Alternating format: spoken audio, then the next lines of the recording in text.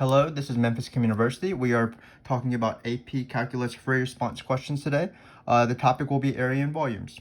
And this is the overview of how to do area and volume free response questions. So let me just remind you what I've been doing. So for every single topic on the AP exam, for example, particle motion, area and volume, Taylor series, what I've done is I've created 10 free response questions that are based off old free response questions on the actual AP exam. And what I've done is I've sorted them from difficulty 1 all the way up through difficulty 10, where we slowly progress throughout that video series. So today, it's area and volume, but right now I want to talk about an overview of area and volume. So just how to do each sort of question, no matter what the difficulty is. And when you're ready, you can just start watching the videos from starting with difficulty 1, progressing all the way through difficulty 10, and then hopefully by the time you get up there, you'll be very comfortable with how to do area and volume free response questions with regards to area and volumes by rotations, with washers and disks, and also volumes by cross sections, and an arc length for BC stuff. So we're going to get started. I'm not going to provide a lot of concrete examples because that's what the other videos are for, difficulty 1 all the way through difficulty 10. So I'm going to keep it pretty general. At some points we might need a small example here and there, but let's get started because this video might be quite long. So let's talk about the givens first in a area and volume free response question. Well, the first given, the main given is there's going to be a region R. And sometimes the graph is not provided, so my hint would be graph the region if it's not provided, because then it'll be easier to manipulate things and like see the distances between different things, to see radii and things like that. Sometimes the area and volume free response question is calculator, so graphing this would be very easy. You just put it in a calculator. Sometimes it's not calculator, but when it's not calculator, usually the graph is provided. Secondly, what I would do is I would first find any intersection points before I started any question, because you'll probably need both coordinates of the intersection points throughout the question. So intersection points is pretty nice to do. Again, this usually entails using a calculator. And then what you would do is you would do the graph function of the calculator and use the intersection function and not trace. I would suggest if you have an Inspire CAST system, for example, don't use the solve button because you do need both coordinates. So it's just often easier just to graph the two intersections and things like that. Sometimes like your region will be like this, for example, something like this, where this is F, this is G.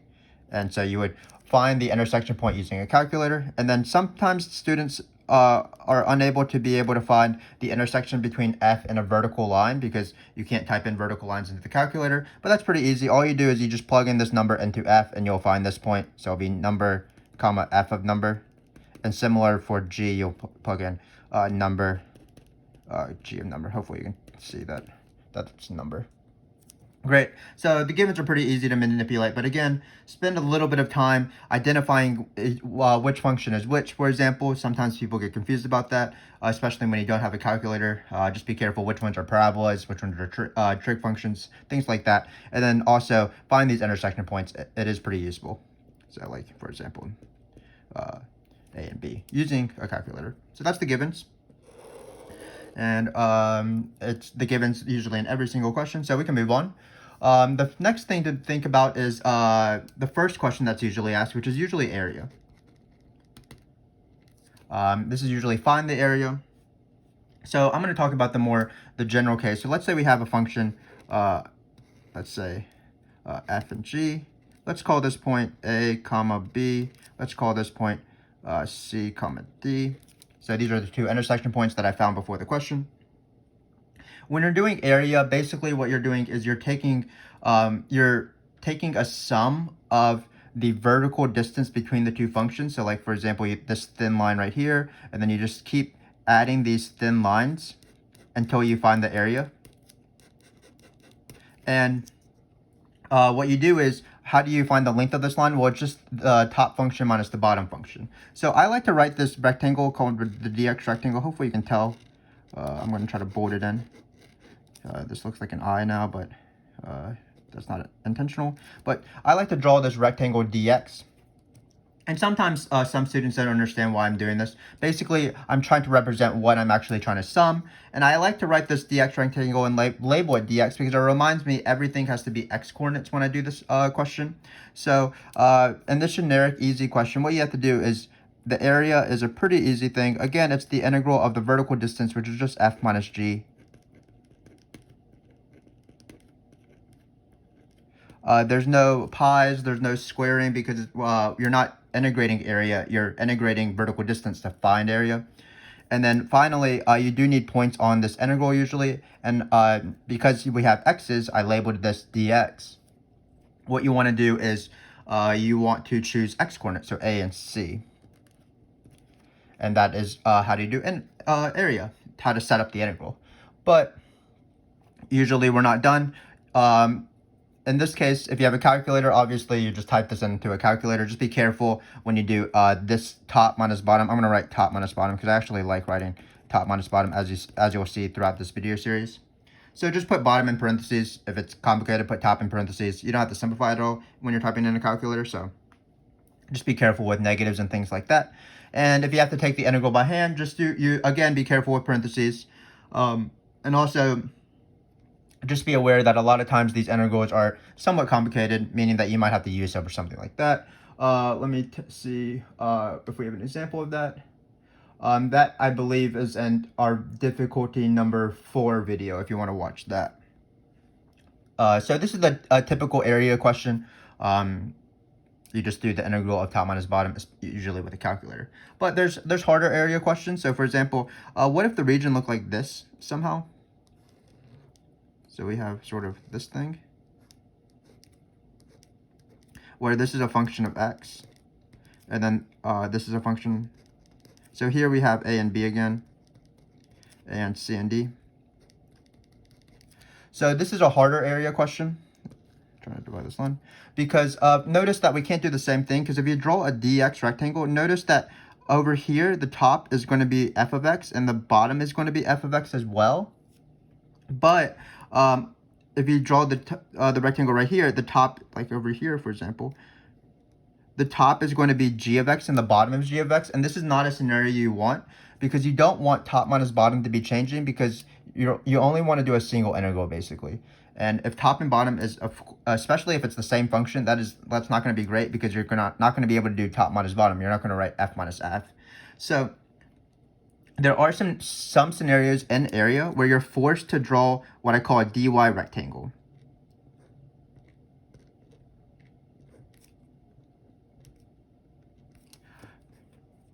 And as opposed to the dx rectangle. Because notice, if you flip this picture around, this picture right here is actually this picture sort of turned on its head.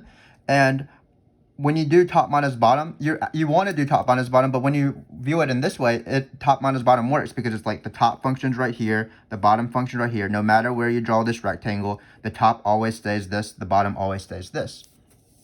So actually what we're doing is we're doing the same thing, but when you look at this, the top and the bottom, I'm going to call that right minus left. So in this scenario, the area is equal to right minus left instead.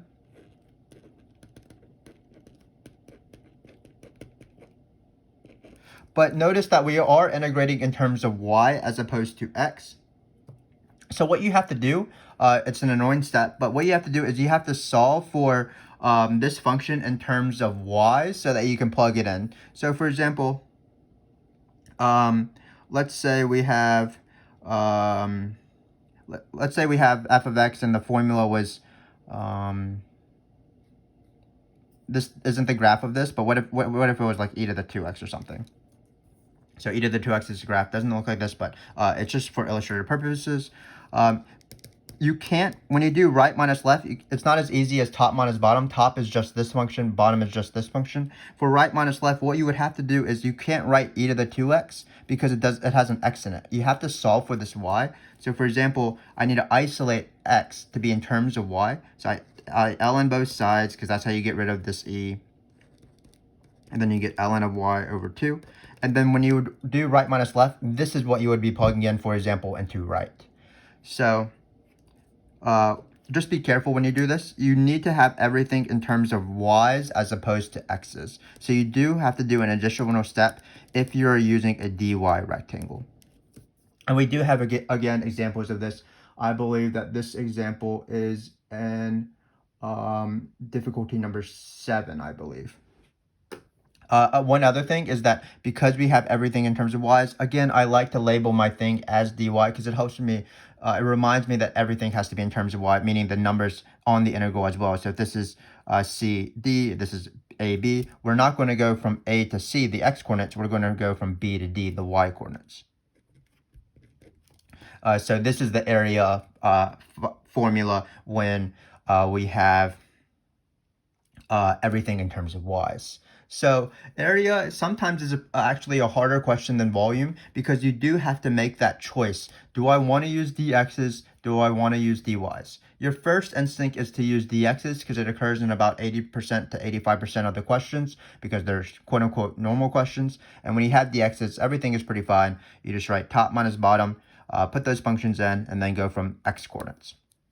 But there are scenarios where it is easier or you have to do everything in terms of dy's. And then when you have everything in terms of dy's, again, this is not e to the 2x because this is not even a function, really. It's a sideways parabola. But when you have everything in terms of dy's, you need to change everything to y's. And we do have examples of that in our video series. But moving on, I'm going to talk about a few more area questions. So there are 2 area questions that are a little bit weird. The first one is where they say, here's a region. So we can have our F and G again. A to B, C to D, F and G. So here's the region, and then they say there's a vertical line x is equal to k that splits the region. So this is the splits the region to 2 equal parts question.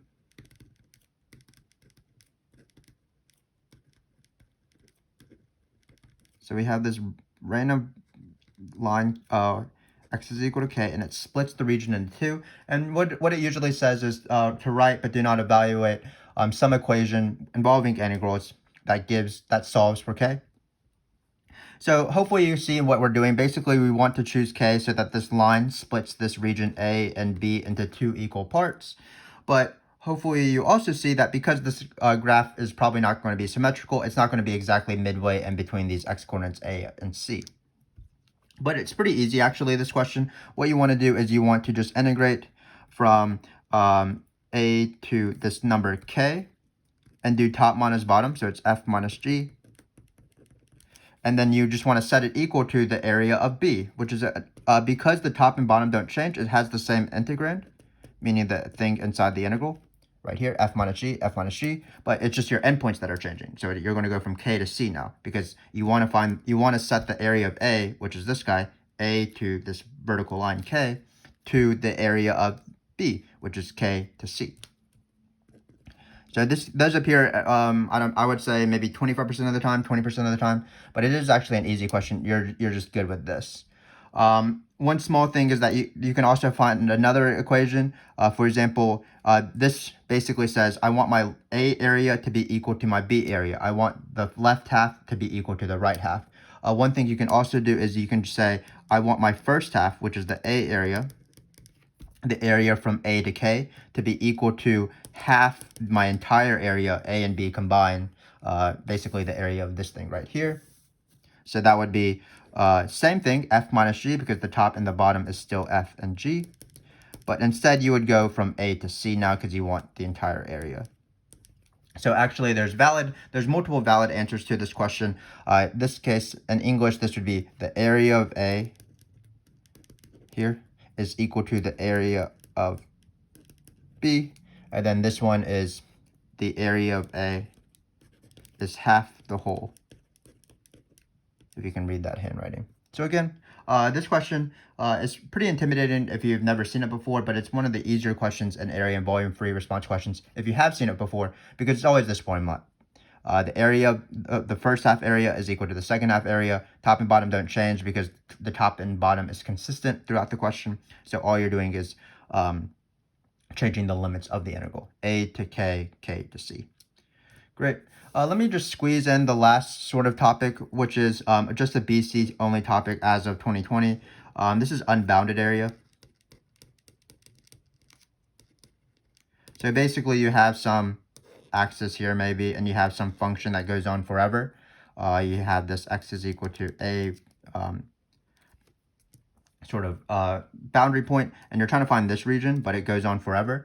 So the area is still the same. It's top minus bottom, so it's the integral of whatever this function is minus the bottom. And then you're going to go from a to, well, there's no right endpoint, so you go to a to infinity. And this is an improper integral. That's why it's a BC topic only. So your next step would be to rewrite it as an improper integral with the b thing. I don't know exactly why they want us to do this, but they suggest it. So it is normal a to b, the left endpoint to the right endpoint, but the right endpoint is the limit as x goes to infinity. And as you do this integral, oftentimes it will converge, meaning that once you plug in b and take the limit as b goes to infinity, you will get 0 in that portion. Something like that would be like an e to the minus x is usually asked, or 1 over x plus 2 squared, something like that. An example of this is in our last difficulty, when you're really ready, difficulty number 10. But this is how you do area. Let me just recap it a little bit before we start the volume stuff. So for area, it's always the integral of top minus bottom. If you're allowed to do dx's, meaning top and bottom doesn't change, just take the integral carefully. There are scenarios when you do have to change the function because the top and the bottom does change. So you want to do right minus left instead. Not the greatest example, because this is definitely not the graph of this, because these parabolas are sideways and are not even functions of x. But basically what you do is you do the same thing as top minus bottom, but instead you choose right minus left. When you deal with y's, there is a bit of a hassle, so you do have to change functions that are in terms of x to be in terms of y instead. So you might have to e and ln, or ln and e, or you might have to square root, or square, things like that. And what you'll do is when you have right here, you'll plug in not e to the 2x, you'll plug in the equivalent y formula. So it'll be ln of y over 2 in this case. And then also remember that these are y coordinates. So that's why I like to write dy here, to remind myself everything has to be in terms of y. There is this weird split area question that's pretty easy. Basically, you just want the first half area to be equal to the second half area, and top minus bottom doesn't change there, and you go a to that number, a to the number you're trying to solve for, all the way up to c. And then unbounded region, again, a question that might be kind of intimidating to some, but it's not too bad. It's the same thing as regular area, but you're going to go to infinity instead because it's unbounded, so it just keeps going forever. And then you just do that integral. So I'm going to go on. I'm going to move on to volumes by rotation.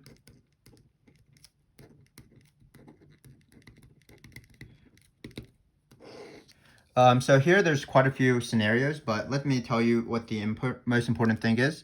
The most important thing is the given, which is going to be the rotation axis. And if you want to, we have a separate video outside of this video series where we go from difficulty 1 through 10 that is solely on volumes by rotation, both washers and discs. So if you want to watch that as a way to practice, that is definitely recommended. But the rotation axis is always given. So there's only two kinds of rotation axes. They're horizontal. So this is, for example, the x-axis. That's the most common one. But also lines like y is equal to -7, y is equal to 8, something like this. The x-axis being y equals 0. Then you have vertical axes. So the y-axis is the most common one, but then you also like stuff like x is equal to 3, x is equal to -4, things like that. So we need to talk a little bit about two different scenarios. So I'm going to first talk about just dealing with horizontal axes, and then we'll talk about vertical axes later. So when you're dealing with a horizontal axis, there is still two scenarios. So the first scenario is what are called discs. So let's say we have a function here, f, and we have this rotation axis. So it's vertical. Let's call it y is equal to 2, and then you have a and b here. Let's be consistent. So we have a comma 0, and we call this c comma 0 on the front. So we're using A's and C's for our X's. So let's say we're rotating around this line. So this is the rotation axis. So hopefully you can imagine this, but what happens is you take this sort of, whatever this region is, it's right here, and then you're going to spin it along this rotation axis, and you'll form a solid. In this case, it'll look something like a football maybe. But some teachers teach to draw the 3D picture as best as possible, like drawing the solid of the 3D picture. But I am unable to do so because I cannot draw even the 2D picture. So I recommend to my students that you should only draw the 2D picture, and that's all you need really. But the first thing I like to do is, just like with area, I like to either draw a dx rectangle or a dy rectangle. And actually, in this case, for volumes, it's actually force. So if it's a horizontal axis, we're going to draw a dx rectangle no matter what. And if it's a vertical axis, we're going to draw a dy rectangle no matter what. So it's all based off the givens.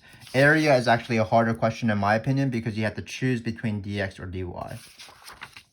So this is a disk. So what you do is, for example, this is the rotation axis. We have to do a horizontal line, so that's going to be a dx. So I have to draw a dx rectangle, like so.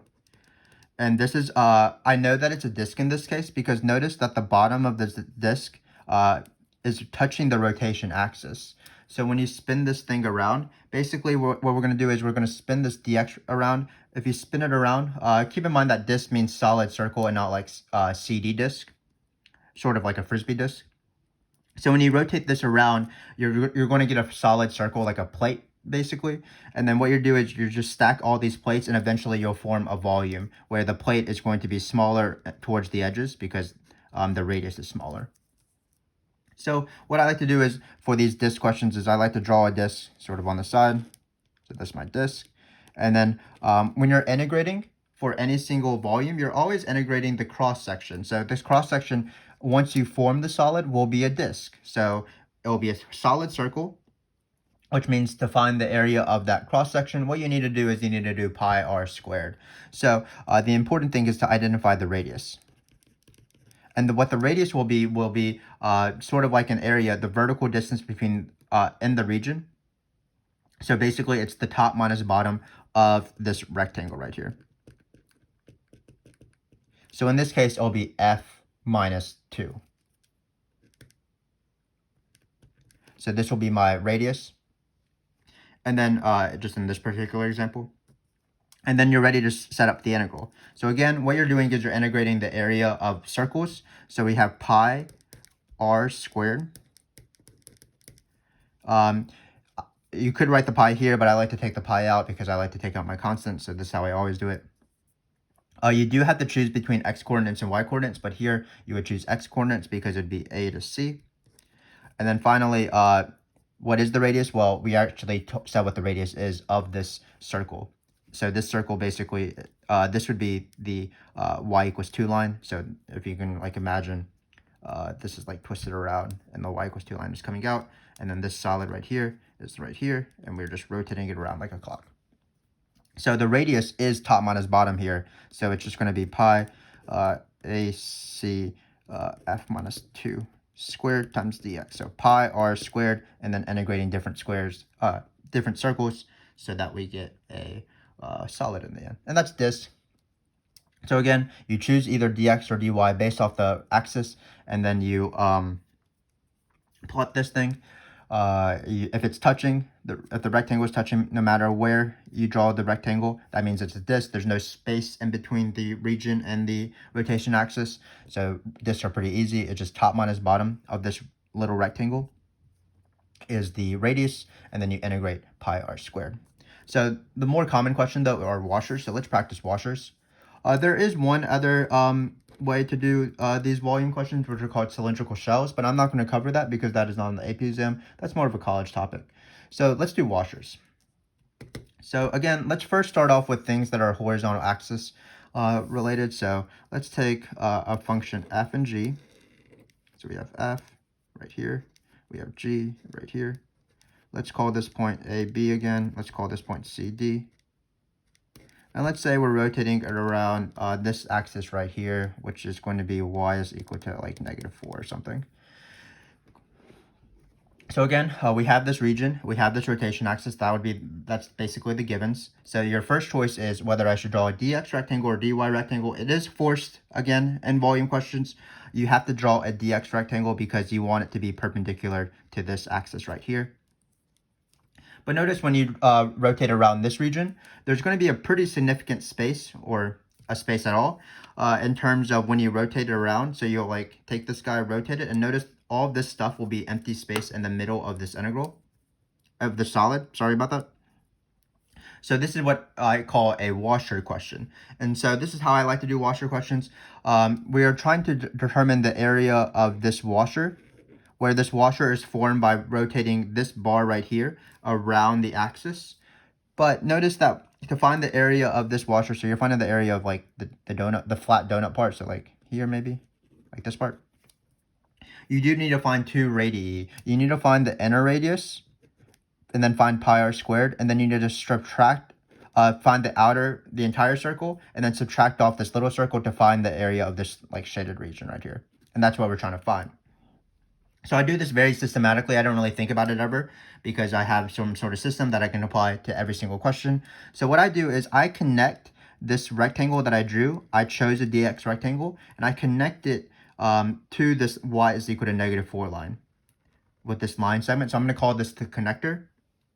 And so if you imagine, what we're going to do is we are going to rotate just this thin object, hopefully you can see it, around this rotation axis. And again, we're just going to sum these thin objects as we go along. So there's going to be like this one, there's going to be like this one, and so on. So let's do that.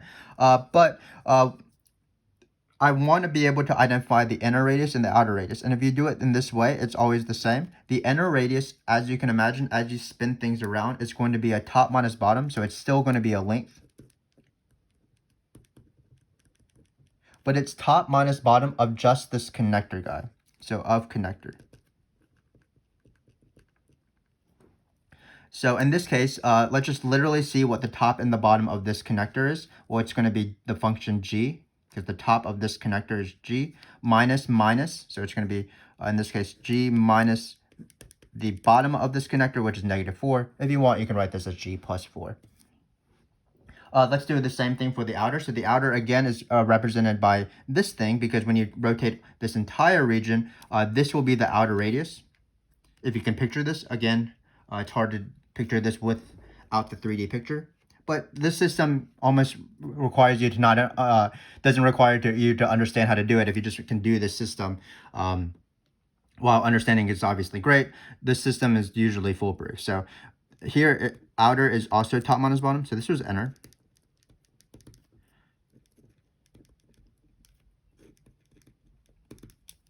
But with top minus bottom in this case, we're going to do top minus bottom of not the connector, not of the rectangle, but of the rectangle and the connector perceived as one single object. So just think of all of this as one single object. So of rectangle, so we'll write rectangle and connector sort of combined, so we can underline it, I guess. So in this case, let's look at this entire object. Well, the top of this entire function is f, and the bottom of this entire function is -4 again. So in this case, the outer will be f of x minus -4. So again, this is how I set it up. Based off my rotation axis, I either choose a dx rectangle or dy rectangle. Then I see if there's any space in between the region and the rotation axis. If there is, I like to connect with a phantom line segment. This is actually not going to be part of the solid, but it's here to represent the empty space between the region and the function. So I just connect this guy right there. Then I create my washer. I like to do inner first because inner is just top minus bottom of just the connector that I just drew. And then outer is top minus bottom. Literally, what is the top of this function? What is the bottom of this function of the rectangle and this connector as one single object? And why am I doing all this work? Because when I take the integral, it will be very easy because I have this all this set up so that I can easily find the area of these washers and then integrate them. So the formula is always, it's going to be a pi. And then we are still dealing with x coordinates, so it's going to a to c. Keep in mind that the numbers on the integral have nothing to do with the rotation axis. Only that it's the points of the region itself. How far can the rectangle slide throughout this region? And then finally, the formula is always outer squared minus inner squared, because again, we're trying to integrate the area of this washer. So we want to find pi r squared minus pi r squared so that we can find the area of this thing right here. And just keep in mind that some students think it's outer minus inner squared, but again, it's two circles, so it's outer squared minus inner squared with a pi in the front. So in this case, it would be, for example, pi AC outer would be f of x plus 4. You can obviously write minus minus. So f plus 4 squared minus the inner, which is g plus 4.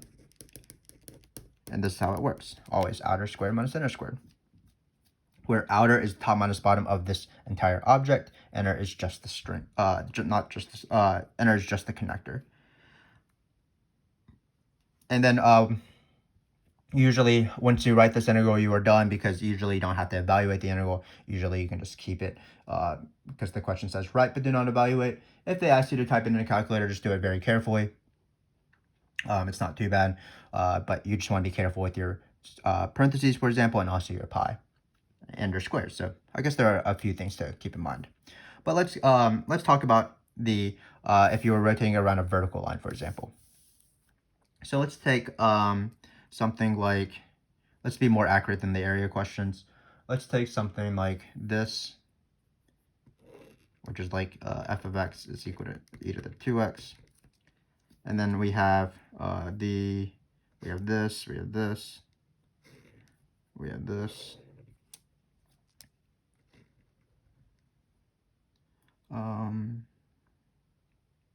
Yeah, I think this will work. So we'll have, this will be our region right here. So this is the line, maybe y is equal to 2. This is the x-axis, so we can call this the x-axis. And this point, we'll just call it A and B again. And we'll call this point C and D. So this is my picture right here. Nice to have an actual function in this case. Basically what I'm going to do is I'm going to try to rotate around the line. X is equal to, let's say, 7 or something. So this is my scenario. I have this region. So my region is right here. Hopefully you can tell what it is. It's this triangle looking thing, but with a curvy hypotenuse. So in this case, we're rotating around this line. Again, you do not have free will, and in order to choose whether you want to do everything in x's or everything in y's, you are forced to do something based off this rotation axis. You always draw a rectangle that is perpendicular to the rotation axis. So what you want to do is you want to draw this rectangle right here. It's right there. So that's a dy rectangle. I did write it sideways. And then you want to connect it because there's empty space in the middle. So the formula is going to still be pretty similar. We're going to draw our washer. And again, we have to determine inner and outer. So let's do the inner real quick. So again, this line right here, we'll just call this the x is equal to c line. This could be like, for example, 2, 3 or something like that. Or it wouldn't be 2, 3, it'd be 2, e to the 2x, but whatever. So inner is similar to the previous question. Inner is just this connector. Outer will be the entire object. Same thing here. Inner will be just this connector, and then outer will be the entire rectangle and connector as one single object. So inner is still connector. Outer is still a rectangle plus connector.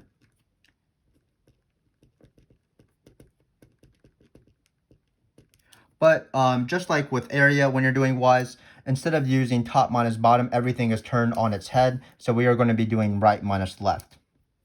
So let's first do for the connector. Well, if this is the connector, what is the right side of the connector touching? That's the function x is equal to 7. So we're going to do right minus left. So that's going to be 7 minus c. So right is this function, left is this function, 7 minus c. It's kind of weird because it will just be a number.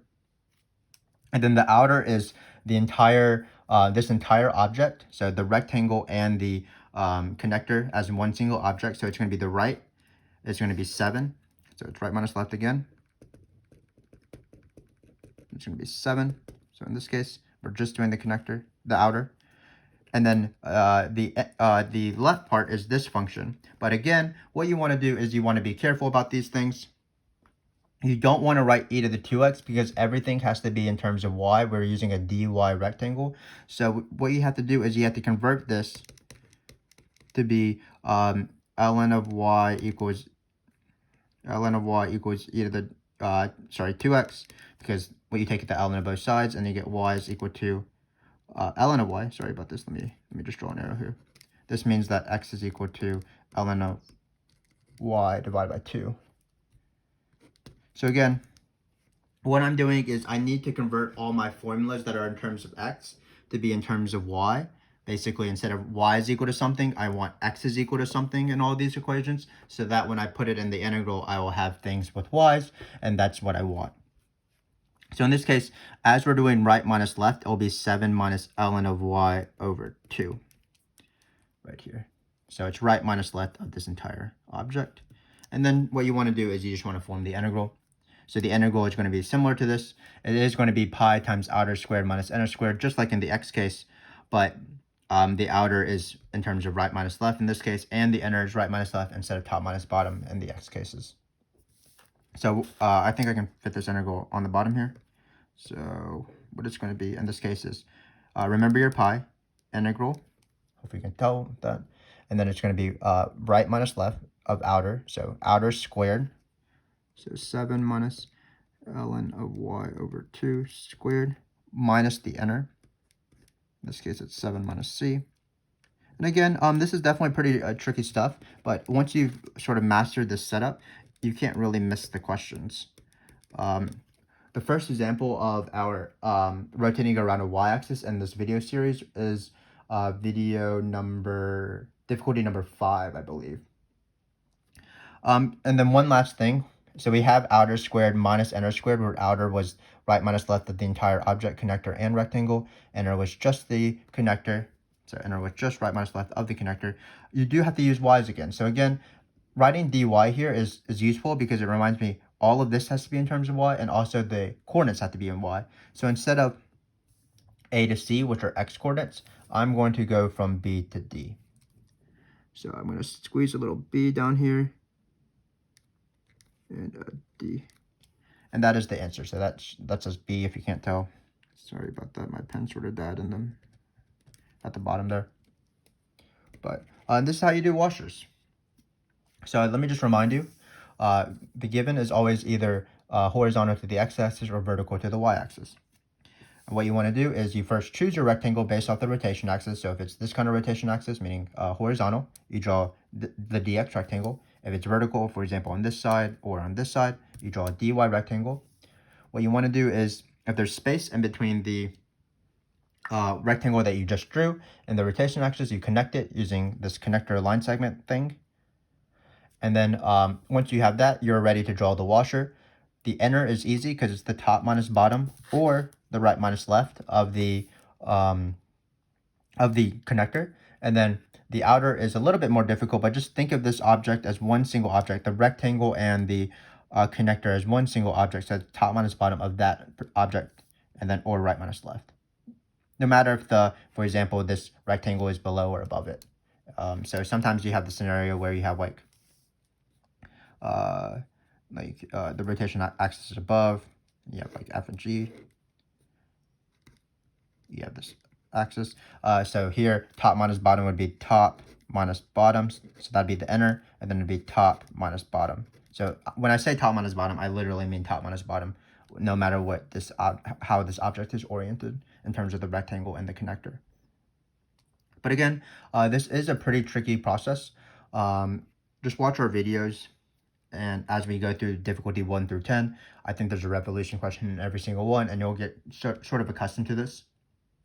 And you'll see that you'll actually like this because it's the same thing over and over and over again. The final formula is pi times integral of outer squared minus inner squared.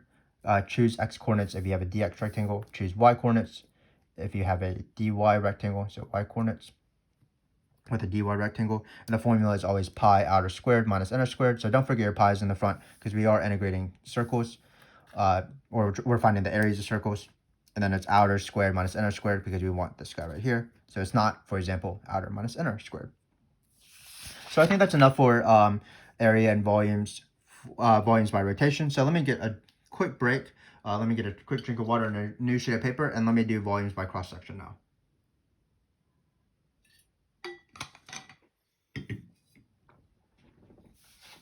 So volumes by cross-section is a little bit different, but it has sort of the same ideas.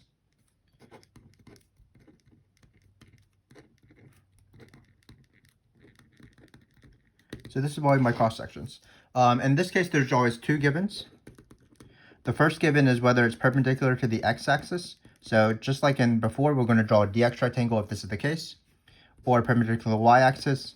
Again, we're going to draw a dy rectangle if it is perpendicular to the y-axis, and if it is perpendicular to the y-axis, it will entail changing everything to y's and also using y coordinates, just like for this area and volume, for this volume question.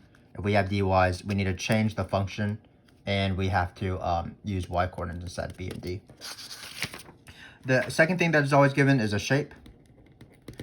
Shapes that I've seen are squares, rectangles, isosceles right triangles. I don't know how to spell the word isosceles right triangle, so I'm going to just write IRT. And then I don't know how to pronounce this, but I don't know if it's semicircle or semicircle, but whatever the shape is. Half a circle, basically. So again, these are givens. And then we're going to do some of the questions. So let's again start with x-axis because it's easier. So you have a region F and G. Let's call this F, call this G, call this A, call this C and D. So let's take the easiest shape. Let's just take square first.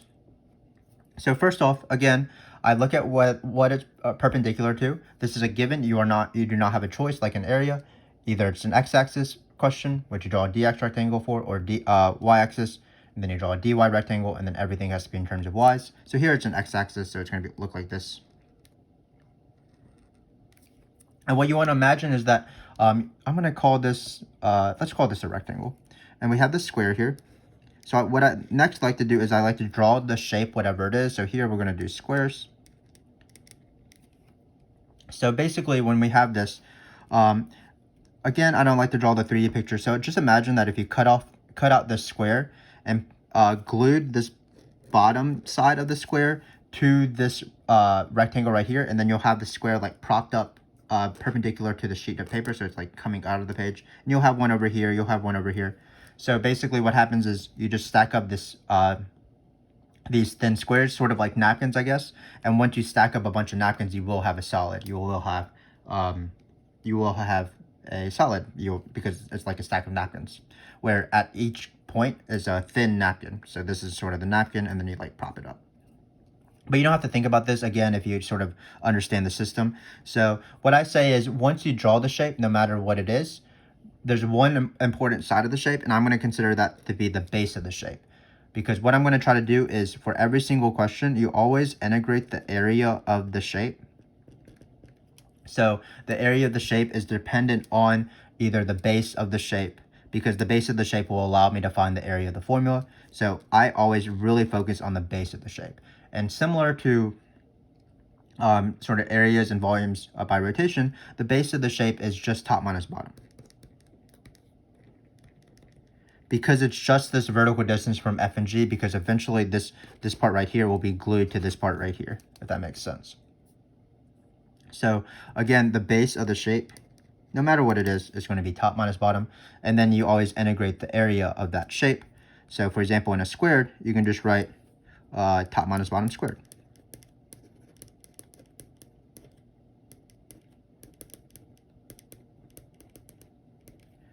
And you, again, there's no pi's because squares don't have pi's. Pi's only appear in maybe the semicircle and also the rotation questions. And you do have to choose coordinates, of course, but because we have a dx rectangle, let's label it dx. Because we're perpendicular to the x-axis in this case, we are going to use x coordinates, so we're going to use a to c. And this would be the formula for a square. Similarly, sometimes they have rectangles. So here would be the base. And sometimes they say like the height is 5 times the base. height, 5 height times. They have to give you something about the height, so either the height is 5 times the base or the height is like x cubed or something like that. And so again, the bottom of the shape, is glued to here, the base of the shape. So that's still top minus bottom. We'll write just t minus b, and then you have to determine the area of the shape, and then you can just integrate that. So here the rectangle formula would be t minus b times 5 times that, because this would be base and height. You're always integrating the area of the shape. So this would be the rectangle formula. This is the square formula. It's not that bad. You're always integrating the area of the shape. How to determine the area of the shape is you need the base, because the base will tell you how to do like base times height. And then to find the base of the shape, it's top minus bottom. So for example, for all these questions, top minus bottom would be f minus g. So if you want, you can replace this with f minus g times f minus g for this guy right here. And then you can do 5 times f minus g if you want. So let's talk about the other shapes. Isosceles right triangle, pretty intimidating shape, but it's actually as easy as a square, because it's half a square if you fill this out. It's base times height divided by 2, but the base and the height are the legs, which are the equal parts of this isosceles right triangle. So again, it's going to be top minus bottom. So this formula is pretty easy. It's f minus g, that's top minus bottom. Top minus bottom divided by 2 if you want, a to b. So that's the isosceles right triangle. You don't have to memorize these things, because if you understand, I just need the area of the shape. The base tells me the area of the shape. You don't have to remember these formulas.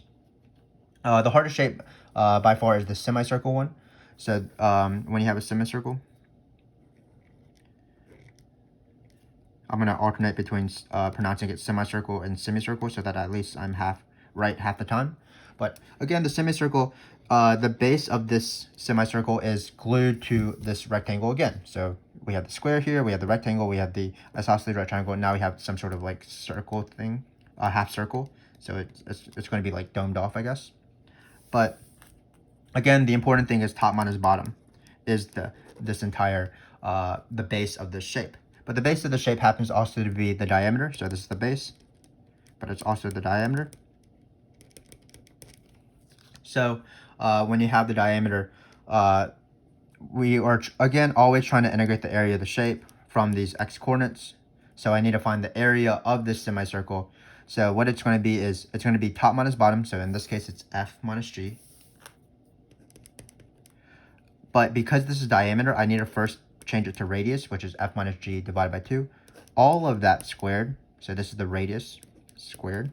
And then on the front, I'm going to write pi, because it's pi r squared, because I'm doing the area of a circle. And then I'm finally going to divide by 2 because it's a semicircle. So this is pretty confusing. If you want, remember to watch our video on area by cross-section, which has examples of semicircles. But just keep in mind that there's 2 divide by 2s. So this divide by 2 right here, we'll point to that, is because we're going from diameter to radius. Because again, the base of this shape is happens to be the diameter, but when I do the integral, I always need to integrate the area of the shape, and the diameter can't tell me the area of a circle or a semicircle. It's the radius that does. So I first need to divide by 2, and that's why this divide by 2 is inside the square, because it's this is the entire r. So this is pi over 2. And then this divide by 2 is because of the semicircle. Because we don't want the entire circle, pi r squared, we want the divide by 2. So this one is inside, because it's pi, this is part of the r, so it's r squared, so this should be squared as well. And then this one is outside it, because we're just dividing by 2 at the very end to find the area of the semicircle, so that we can integrate it. Keep in mind that sometimes, and if you look at like their scoring guidelines on the AP exam, they'll actually square this out. That'll be divided by 4. 4 times 2 is 8. So sometimes they have the constant pi over 8 out here. But again, I like to just set up this. There's only 2 scenarios really. The first scenario being that you have a calculator, or you just write but do not evaluate. So again, cross sections aren't too bad. You just always find the area of the shape. Think about top minus bottom being the base of the shape, and then using the base of the shape, determine the area of this shape, and then integrate that. So For example, for a rectangle, top minus bottom times the height, the base times the height. For this, base times the height, top minus bottom times itself, because it's isosceles, divided by 2 because it's a triangle. One more thing before we go on to stuff that is perpendicular to the y-axis. So there are weird questions where they just tell you straight up the area of the cross section is this. Like they'll just say like the area of the cross section is x squared plus 5 or something. In that case, remember we're always integrating the area of the cross section, so they're not going to give you a shape there because they're just like saying just integrate this thing. So it's a little bit of a weird question because we're going to go to A to C like normal, because the region actually doesn't matter at all. Like the top and bottom doesn't matter at all because we already know what the area is. The region, this F and G only helps us determine top minus bottom of the base of a shape, but if the shape is not given and they just give us an area formula, we just integrate that area. So it's a little bit of a weird question because we are not using the region very much other than the fact that we use A and C. We don't use these functions at all. We just integrate the area of the shape. And if you want an example of that, I believe that is, wait a minute, I just did, that is in difficulty number 4. There's an example of that where we just do the area, integral of the area of the shape. Let's talk a little bit about y-axes, and then we will be done with the cross-section. So when you're perpendicular to the y-axis, nothing changes. But just like with area and volumes, with rotation, you just have to change everything to y's basically. So it's still going to be we're still going to draw these squares and rectangles and things like that, but instead of top minus bottom, what we're going to do is right minus left, and then we're going to change A to C to y coordinates B to D, for example. So it's not much different. What it is, for example, if you have the notorious semicircle, what you're going to do is you're going to draw this semicircle. We'll just do it in the semicircle case, and this thing is the diameter, but it's going to be right minus left now. So it is the same thing where when you're perpendicular to the y-axis, you do have to change everything to y. So you would have to do this sort of action right here. So in this case, right minus left for this previous volume question would be right would be this function right here, which is x is equal to c, and then you would not want to subtract off. When you do left, right minus left, you would not want to subtract off either the 2x, you would want to subtract off ln of y over 2. So in this case, right minus left would be c minus ln of y over 2. So just be careful. This has to have y's, needs y's. I don't know why I put apostrophe here, but it needs y's. And then once you're ready for that, the formula is still the same as this one. It's pi over 2 in the front because you have a semicircle. You're choosing y coordinates, so this is C and D as opposed to A and B. And then you're going to do right minus left divided by 2 because we need to change this diameter to radius, and then we're going to do that. So that's how you do cross sections. Again, you find this, you draw the region. So you draw the region, determine whether you want dx's or dy's based off the given axis. If you have dx's, that's great. If you have dy's, that's a bit of a hassle, but it's not too bad. You need to change all your functions to be in terms of y. You have to use y coordinates, and then you have to do right minus left instead. Then you have the area of the shape, and then you integrate the area of the shape. So I'm going to move on to the last thing because this video is running a little bit long, but we have been going over basically all of the area and volume stuff. So I feel like hopefully this will be useful. So let's do arc length. Ironically, arc length is the only BC topic other than the unbounded areas for area and volume for your response questions. And it is actually the easiest thing in my opinion. So I don't know why it's a BC only topic, but it is. So the formula for arc length, like say you have this function f of x. The formula for this arc length would be integral of square root of 1 plus the derivative squared. It's basically the Pythagorean theorem, and then we're summing up little Pythagorean theorems to find this arc length. And we go to A to B. So yeah, this is just this formula. What you need to remember is to take the derivative, basically. It's not that bad. There are different scenarios, though, in terms of what else you would do in these questions. Sometimes arc length is in multiple choice, and it's literally, in my opinion, the easiest BC question because you just find an equation of this form. But sometimes they ask you to find perimeter instead. So with perimeter, you have something like f of x right here. Let's draw that. You have something like, let's see what I can draw here. G of x, that looks like this maybe. And then it's, here's the axis is what it cuts it off perfectly. And then you have like this thing right here. So we're going to find the perimeter of this in general. So this formula applies to every single non-vertical or horizontal line. So for example, to find this perimeter of this region, think of it as 3 different pieces of a fence: the F part, the G part, and this vertical line. So for the F part, you just do this formula. So it'd be A to B square root of 1 plus derivative squared, and you take the derivative. Just be careful if you need to do chain rule and things like that, or product rule. And then similar for this G length, you would find that as well.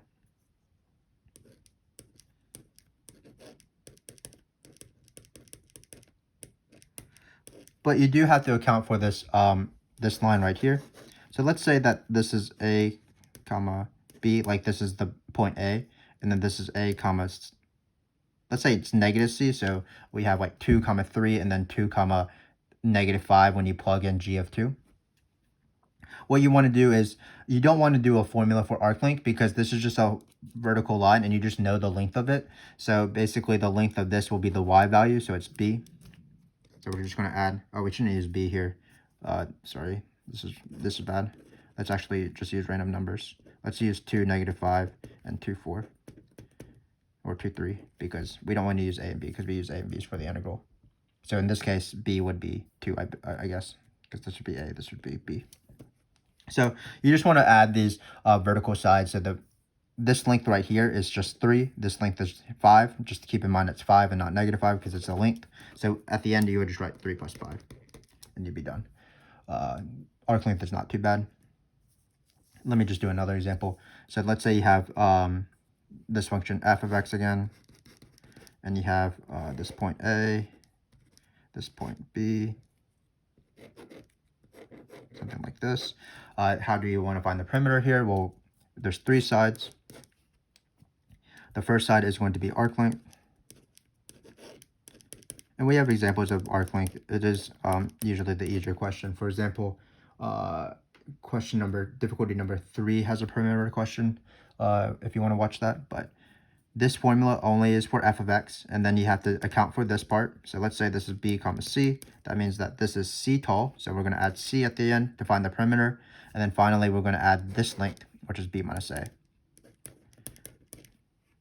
So this length plus this length plus this length gives you the perimeter, where the function is given by the arc length formula. And then horizontal lines are determined by difference of x's, and then vertical lines are determined by difference of y's, like usual. So that's arc length, pretty easy. Usually if you have this sort of Fourier response question on the AP exam, the arc length part, the BC topic, is actually the easiest part. It's just this formula. But we did hit an hour, and I felt like that was a fairly thorough review. I can't really think of anything else. Let me just remind you of various things.